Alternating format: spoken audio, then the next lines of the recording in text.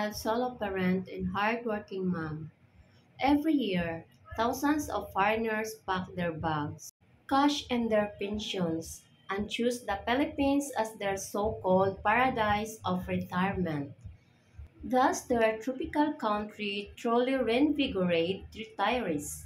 Or does it slowly wear them down with challenges no one wants to admit? In today's episode, I will discuss the reality of whether the Philippines actually breathes new life into retirees or if it's just a carefully packaged dream. Retirees imagine waking up to palm trees, cheap beachfront housing, and smiling locals. The Philippines is marketed as an affordable escape, warm climate, low cost of living, endless islands.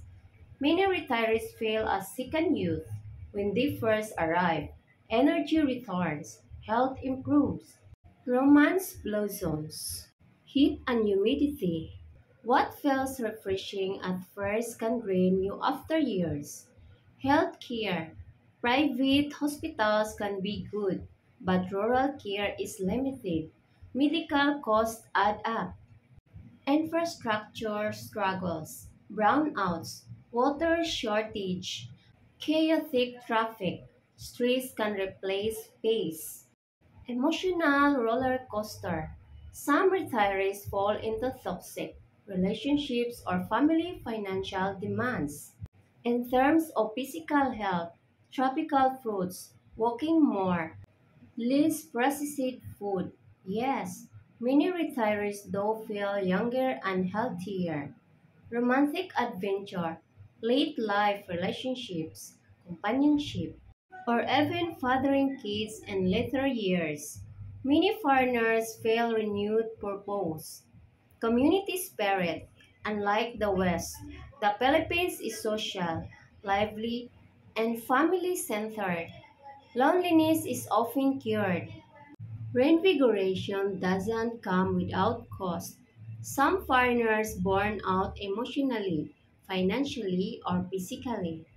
Does the Philippines make you feel young again or simply distract you from aging? Are retirees truly revitalized or just living an extended escapism until reality forces them home? For some, it's heaven. For others, it's a marriage that fades when money, health, or patience runs out. Does the Philippines really reinvigorate foreign retirees? I believe that the answer is yes, but only if you come prepared for the truth. It's not paradise. It's not hell. It's a trade-off. But only the ones who balance fantasy with reality end up truly reinvigorated instead of burned out. The question is, are you strong enough to handle the Philippines, or will the Philippines handle you? Thank you for subscribing, watching, and donating to my channel. We are family. See you next episode.